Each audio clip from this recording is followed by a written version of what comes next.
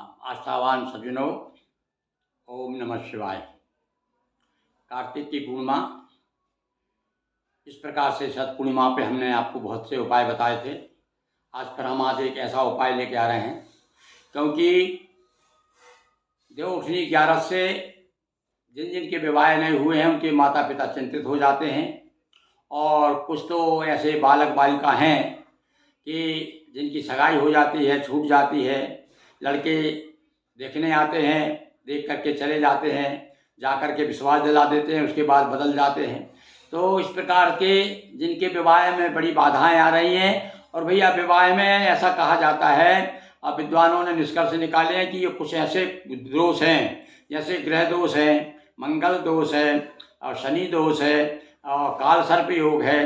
इस प्रकार से शनि दोष, ऐसे जो दोष होते हैं, इनके कारण विवाह में बाधाएं आती है। सप्तमा कुंडली में जो सातवां घर होता है, और वो यदि गड़बड़ है, उसमें शनि बैठा हो, मंगल बैठा हो, तो समझ लीजिए विलंब से विवाह होता है। और भैया ये कुछ उपाय ऐसे बता रहे हैं कि मान लो आपका विवाह संबंध के लिए आप कोशिश भी कर रहे हैं तो अच्छा वर मिलेगा आपको, यदि ये उपाय करेंगे तो साथ साथ में जिनकी नई विघ्न बाधाएं आ रही विवाह में, वो दूर होंगी।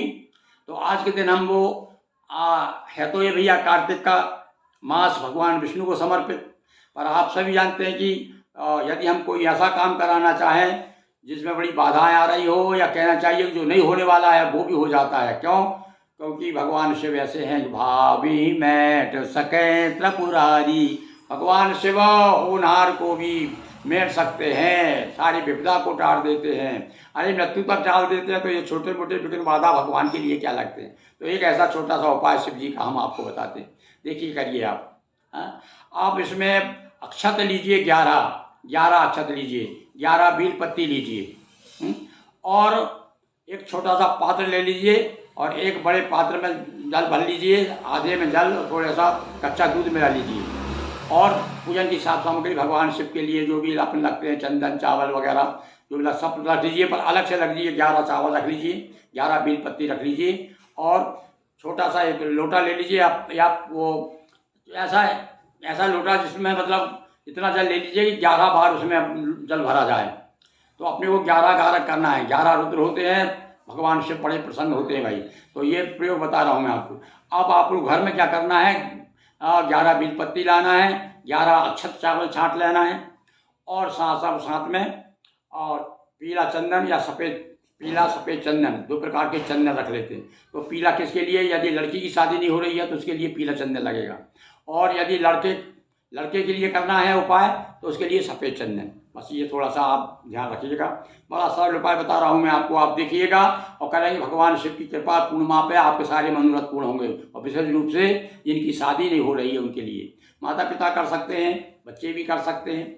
और आपको उसमें क्या करना है, केवल उन बील पत्तियों पर यदि आपका लड़के की शादी नहीं हो रही है तो उस पर सफ़ेद चंदन से ओम लिखना है, और लड़की के लिए यदि आप उपाय कर रहे हैं तो उसके लिए पीले चंदन से, और तीनों पत्तों पर बील पत्ती पर ओम ओम ओम लिखते हैं 11 पे, और 11 चावल रखें।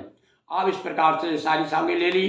दीपक ले लीजिए, दीपक तो अलग ही पूजा करने जा रहे हैं, दीपक जला लीजिए, एक अगरबत्ती ले लीजिए, और अगरबत्ती भी गुलाब की अगरबत्ती हो तो ज़्यादा अच्छा, गुलाब के फूल हो तो ज़्यादा अच्छा। 11 गुलाब के फूल भी ले लीजिए, 11 गुलाब के फूल, 11 बील पत्ती और 11 चावल, ये इतनी सामग्री लीजिए। और जल भर लीजिए या एक बाल्टी में, और एक लोटा रख लीजिए साथ में, उसमें थोड़ा कच्चा दूध मिला लीजिए। इतनी सामग्री लेकर के भगवान भोलेनाथ के दरबार में पहुंच जाइए। खड़े होकर के सबसे प्रार्थना करिए। यदि आपका बच्चा है तो आप कहिए, हे प्रभु भोलेनाथ, आपने सबकी सुनी, आप मेरी भी सुनिए, मेरे बच्चे की सुनिए, और इसका ये उपाय कर रहा हूँ, निश्चित रूप से आप मुझ पर कृपा करेंगे। इस प्रकार से प्रार्थना करें, और उसके बाद में सबसे पहले क्या करें, वो जल लेकर के, दूध में डालकर जल लेकर के, और ये ओम नमः शिवाय, बहुत परम सरल मंत्र है, सबसे बड़ा सरल भगवान शिव का ओम नमः शिवाय। बड़ी महिमा बताइए शिव पुराण में ओम नमः शिवाय की। जिसके हृदय में ओम नमः शिवाय रहता है, गले में रुद्राक्ष की माला होती है, भस्म होती है, वो शिव स्वरूप माना गया है। बड़ी महिमा है भाई इसकी मंत्र की, पंचाक्षरी मंत्र। तो ओम नमः शिवाय बोलते हुए, और यदि आपको ये मंत्र वेद का जो ऋग्वेद का जो रुद्र सूक्त है, यदि उसके मंत्र याद है तो वो बोलिए या कोई आज पंडित है तो उससे बुला सकते हैं आप, वो बोलता रहा और आप चढ़ाते जाएँ 11 बार। तो आप जब तक जब कोई चढ़ाएँ ओम नमः शिवाय बोलते हुए आप सरल बताइए, ये सब पंडित मत बुलाइए। आप तो सरल, क्योंकि कई बार उपलब्ध नहीं होते पंडित लोग और आपको भी नहीं मालूम से सारे मंत्र, तो आपको सबसे बड़ा मंत्र क्या है? ओम नमः शिवाय। तो आप भगवान के चरणों में जाइए और सबसे पहले भगवान को स्नान कराइए। हाँ, ओम नमः शिवाय, ओम नमः शिवाय, ओम नमः शिवाय, ऐसा कहते हुए 11 बार 11 लोटा जल भगवान से अभिषेक कर दीजिए। अभिषेक हो गया भगवान का। चलिए चावल लीजिए आप, हैं, चावल लेकर के फिर वही आप मन में एक चावल उठाइए कि ये प्रभु ये उपाय मैं इसलिए कर रहा हूँ कि मेरी बच्ची क्या है, बच्चे की शादी हो जाए, और एक चावल चढ़ा दीजिए।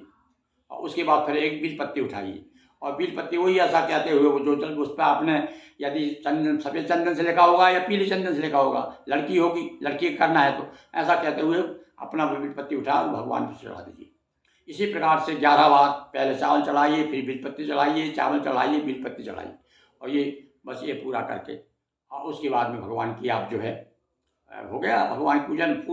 फूल ले लीजिए, गुलाब के फूल जो आपने लाए, एक एक फूल चढ़ाइए, पर हर बार आपको ओम नमः शिवाय का बोलते हुए चढ़ाना। बस सबसे बड़ा मंत्र है ओम नमः शिवाय, ये बोलते हुए आप चढ़ा दीजिए। बस इतना करने के बाद में और कपूर रख करके बस वही कर्पूर गौरम, भगवान शिव का ही तो मंत्र है वो, कर्पूर गौरम करुणावतारम संसार सारम भुजगेंद्रहारम सदा वसंतम विद्या सदा वसंत, सदा वसंतम, जिसके दरबार में हमेशा बसंत रहता है। वो भैया वो बसंत ऋतु जो है विवाह के लिए मानी जाती है विशेष, तो भगवान से परम कृपा करेंगे यदि इतना आप कर लेंगे।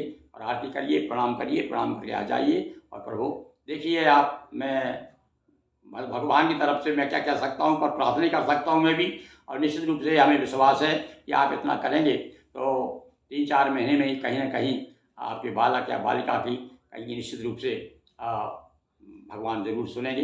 सारी विघ्न आज दूर करने वाले भगवान भोलेनाथ। चलिए मेरे साथ में बोलिए ओम नमः शिवाय, ओम नमः शिवाय, ओम नमः शिवाय। हर हर महादेव शंभु।